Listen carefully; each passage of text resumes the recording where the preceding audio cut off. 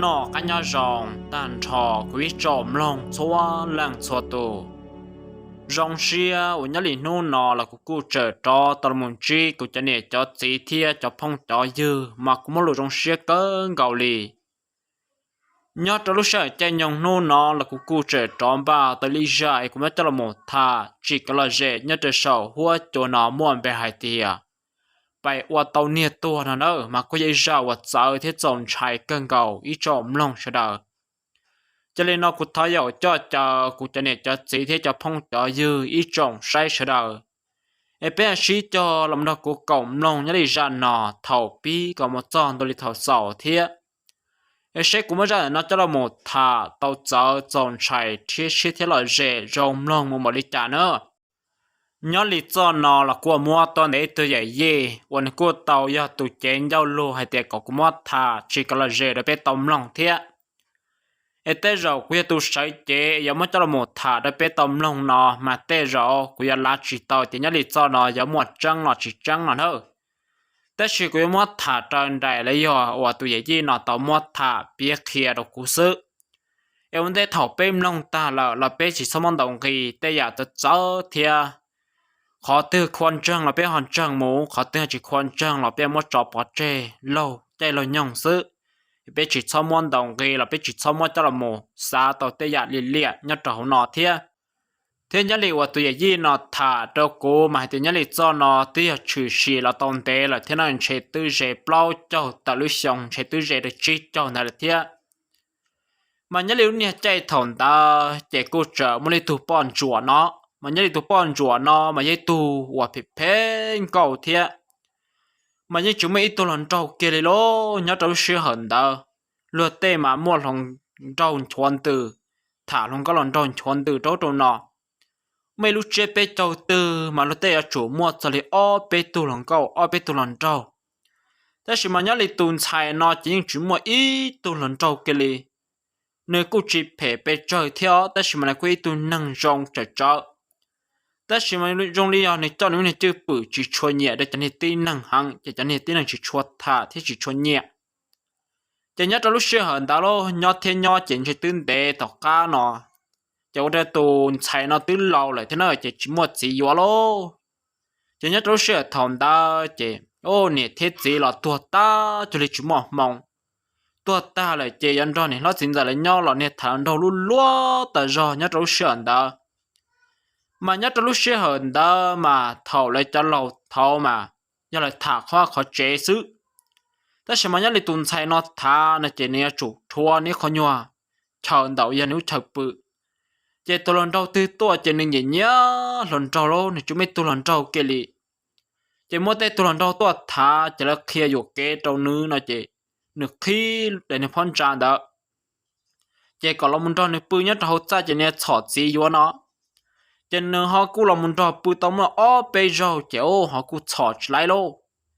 trên nhất trong sự thầu nó chéo uốn hết uốn tua chế tụ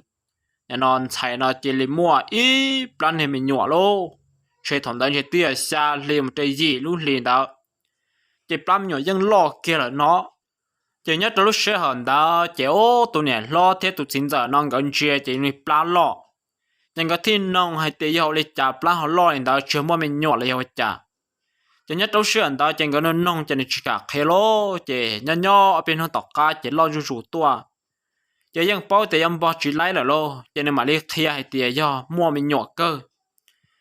nó chỉ là mà lấy hay thìa do ở tủ lấy thìa tủ lần trâu nhỏ họ tư chỉ thìa là một nhà nó chọt đấy yếu cho nên tên này cho tròn tu chỉ nên như khi phong trào là mình tròn được bự chỉ nên chọt yếu sựแต่สิมาในที่ชอchỉ lấyเลยchỉในที่chỉ nhà nó bao tủ lần tròn đó sẽ nhà hậu rõ đó là sẽ nhà trò khó tư chỉ nhà trò xuyên đó chỉ ô tụi này lo thế tụi chính giờ nó cái chỉ chế nữa luôn cho nên lo nữa họ cũng tất cả mua tại kế thế nào nữa chỉ là chú trở qua tới nhà chế và nhà trò này tụi hiện tụi đê nó mà nhà này tụi đê đó chỉ là cũng trở mấy con nhà chờ và tên lâu là ý chỉ một ôi giang nhà trò xuân đó chỉ là cú trở vào tao nè chế là và rong trở chỉ là cú trở nè nó một đồ lù chè xí nó nữaแต่สมัยนี้เลยลูกส่งดาจะเลยจีมว่าจะเนี่ยเตยังจอดเจlàจะว่ายังเราเขาจะชวนจงไปเจอแล้วจะ cho là chỉ muốn cho nên tê dân đỡ trò chơi là cho lúc này chơi lâu là cũng chơi vô rong chia chỉ cho nên tê năng phải tuần nào cho là cũng trở nên nô một bữa để lúc này chơi đỡ tuần nào u xì nhớ trồng tàu thế cho nhớ trâu xuyên đó là cũng mấy cho nên quay dân mà nhìn nhớ hậu cho nên chua to xí là thì hậu chạy dân đó cho là cũng nhận một bữa cho lúc chơi đó hậu dân tận lì sức cho nhớ trâu xuyên đó chỗ nhớ thiên nhớ chỉ dùng lì làm nhỏ lo dù chỉ là dù lô giờ lấy chỉ lấy mua và thấy không một cậu nhớ trâu bể tao chế chỉ mua trâu lại tụi nia và xài nó dù mình nhỏ giờ thầu dù tao nên mình nhỏ nó ta lô chỉ mua từ lúc chỉ mua từ tu nữa kia đi cho nên tin rằng cho nên tu này tụi nia xài nó lo tôi mua lô chỉ chơi tư giờ tụi nia xài nó chơi tư mua nuôi nhồng lên đập bao lúc chồng chỉ nhớ trâu xuyên đó chéo cho nên chơi rồi chỉ những chuyện chỉ tàu thiên sai chỉ tàu cái ý mẹ nè tu lì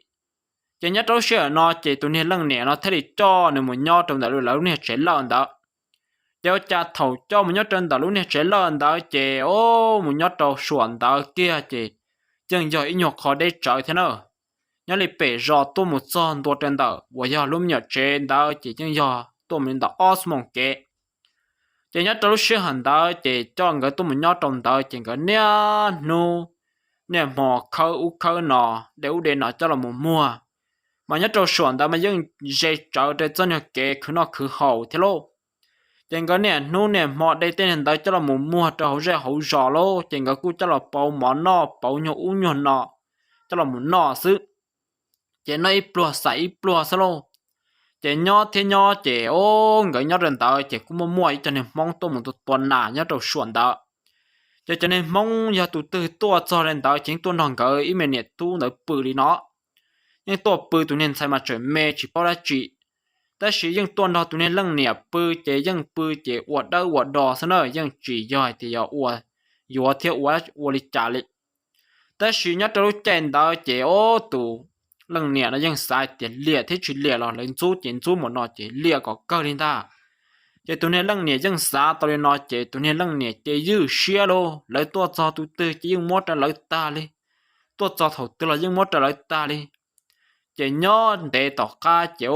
gọi là cú lầu lại thế nào họ nhớ đi tuần sai nó chỉ nuôi nhung ta tỏ một cầu chỉ cầu trâu mà tuần sai nó là chỉ tuần sai đâu đi thế giới tuần saiอยู่rong cầu thế lô chỉ nhớ đâu sợ nó chỉ tuần sai nó mà như tuần năng tự chia giờ là tua thả thế giờ là mua mỏ u lù liền nó chỉ nữa coi thế này chẳng mua lại tàu linh ta nhưng chuyện sai lại tua linh ta chỉ nhớ trâu sợ nó chỉ tuần sai nó mà chỉ bao hay tiền giờ là tôi mua uổng thế là chỉ tàu thế nào,แต่是mà cô nó hay tiền mà cô tôi năng tự chia sự, chỉ nhớ chỉ ô cho nên lo chỉ giờ là mà lấy chỉ nông cá nông sò những chỉ nông mỏng kia để lợi cho lấy những sai tiền trên một trò khó tư sự, chỉ tư nhon để tàu cá nó lô chỉ dùng đi tôi nên lăng nhẹ nó nuôi nhung tư trên nó bao châu tại lúc xong lại chiều lấy cha lấy mà lên nó nông tàu chè thì giờ tôi nho trong đã lấy luôn nè chè uất tê là nọ sự chè lấy ít xí xa mấy cho tôi làm cái nọ mà nhớ trong lúc xe thằng đó chè tôi nên lăng nè chè nên con quá mò là chè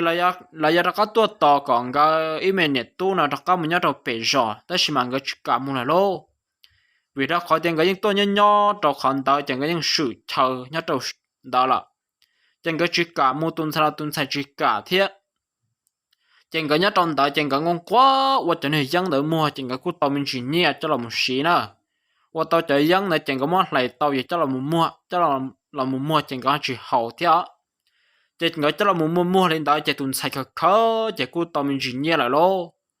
chạy vấn đề thầu tuần sai nó khờ tàu mình chỉ nhẹ lên đó chạy tuần niên lăng nhẹ con quá mò lại chị tuần niên sai nó ít xí mua gió chui lửa là cho tuần niên lăng nhẹ nó luôn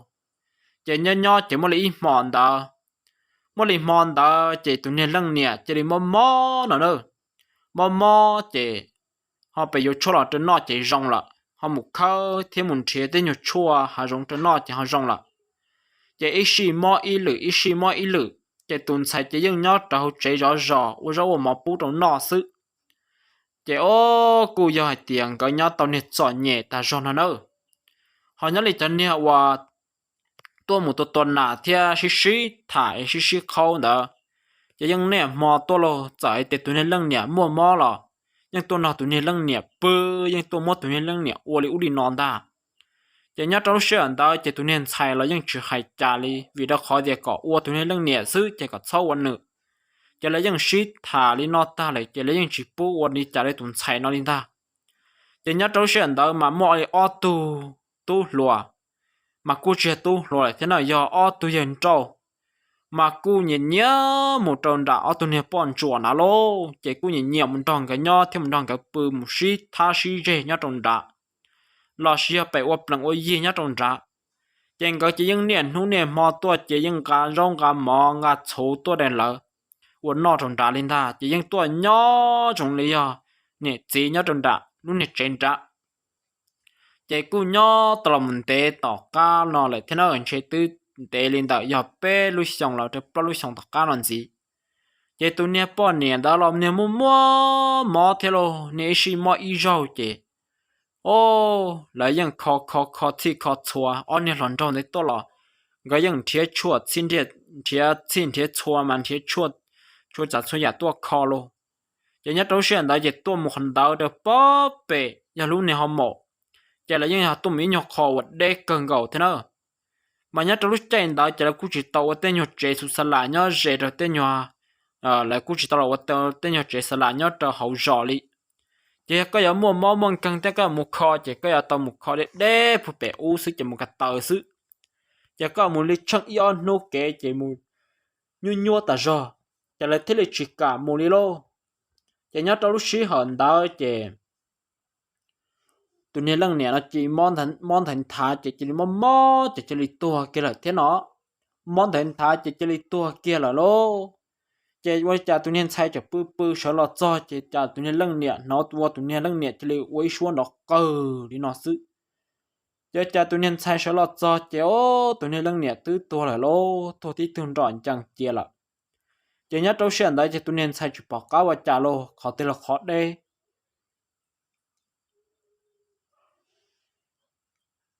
chỉ tụi nên xài nó chỉ lấy cho khá khía khởi khua là một trâu bó bể giò chỉ vấn đề thổ lòng cho nó bó bể giò nó chỉ là có là một hai tên này lót tin giả là hai tiền nhớ lấy của nhiệt tua là ấy cái này một sai thế này họ bán một cho sẽ有lịch trả chỉ nhớ trong sợ nó chỉ ô cho nên này lót thế tin giả nó là thế này mùแต่ชิมาแล้วเขาวันนี้เขา刚学จะ了木去到做只全部里奥图呢让的这多呢只着cá多做只啥还丢里在不地度呢哇nó khâu tiền mà nhưng chỉ vào bắt tay chỉ lô chỉ tới nhớ đầu rong là sau cho hậu chỉ nhưng bỏ tí luôn là bỏ tay mà đun chia nhau hậu họ bỏ tí tôi nè tay lô mà不做做gì nhau hậu xưa lô nhớ trong lúc xưa nó chỉ có chỉ rong xuyên lọ cho nó trâu do lại thế chỉ toàn to xứ chỉ xua một linh ta chỉ nhớ trong lúc xưa đó chỉ một trăm tua chỉ mà rong xuyên lô chỉ tụi niên ta nhọc hóa tua sọ xứ thầu và tụi thơ tụi một quan đó chỉ linh nhọc hóa tua sọ xứ chỉ uli cha giờ trả một xua lô giờ một mua xua chúa chỉ những quan để chờ thế nào nữa nhưng xua chỉ những để chờ là lô chỉ giờ giàu chỉ giờ tờ lọ cho chỉ trở hai tiêu đi cha thì nó mà rong quá chập lại đi những chuyện ti những chúa cha như dù siêu ít chế một mấy xứ họ này ốt tua tụi cháu rồi chẳng bỏ bài gì xứ thì nó họ có họ sử một quá siêu họ trong đi chào nhớ trong lúc sử hận đó chế ô tụi giờ tỏ can được một giờ chỉ giờ mà đi mà giờ mà siêu thế lô chả qua tư rong qua một qua lon hà chả nè chả là qua chỉ cho tàn thôi ít chế họ vẫn chỉ qua ba đi là ta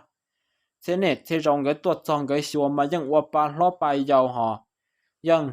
rõ sĩ khẩu chỉ tỏ chỉ bền ta thế mà chả thiên đại chẳng có một ngoài chả một sợi tam bảo nó lô chỉ tụi này tỏ cá qua ta chỉ này tỏ cá mà đi sai chế ô tứ tua là lô đến châu tên nhập thu về tứ pin pho pi xịt ta họ ít chế tứ chát ta là chế nhớ trong lúc xí hở là tiền nhớ trong trên tới chế ô ở giờ nó mạnh chạy luôn giờ chỉ lên xua tệp bao chỉ xua cá kia là chế ở cháu này nhập khoa thop là xong nó đã hạ nó xí chế tứ nó này nó tính giờ lấy chế quân chúa càng biểu này chế nó tua kiểu nhớ trâu xe nóยังcó mình chạy chập lại nó nữa trên cái chỉ li khiến cậu tư dừng trả tí mệt bể chỉ liền nó là mua cứ mù lo là trên cái mình đi đọc cá lọt cho trên cái chơi trăng ta do trên cái tiền rong được khó cái mà do là sự chỉ nhớ trâu xe anh ta kiểu thầu yang cái mua tụi đó quật ta lên đó chỉ tư quật ta lên đó để tỏ can chỉ tư mua tụi niên đó cho mù quật đâu quật rải ta lên đó ít lúc lì chứ ai đi cha chỉ là quá đa lọ nữa đâu chỉ là quá đa lọ thành cái kế lô chỉ lọ bự thay kế họ chỉ là lọ nhỏ hậu và hậu chế mà chỉ lọ non cái họ lọ non cái bự lên ta mà dân lọ thay dân lọ còn cái chua liền nhiệt dĩ sự chỉ mua tên mò mà cái dân trở bỏ cần mà nên phi chuyển lọ mà nên phi chuyển tiệc cọ ua chỉ ua xứ nó chỉ nhớ trôi trên đó chỉ ô theo đi nó chỉ có chân trái ta rõ luôn cho trên có chân trái chỉ lại thế là tàu thì năng thể dài tuổi uốn năng khó uốn năng chạy ta chỉ cô chỉ bỏ mà đã chỉ là trừ chỉ là thế nó em nhớ lý do nó chỉ tao cũng mất thả lú lú cho chỉ là nó sư nó thằng này cho nè cho gì cho phong cho dư ổn định thằng em nông ta là nó chuột thọ có nên chỉ cho mấy cái nó cá nhau rồng hậu hồn đó đâu này chế năng sư anh này chỉ xong món đồng gây là nha chỉ xong món xả tao tiếc ya tao tiếc ya phê tiếc ya sợ đánh nhau rồng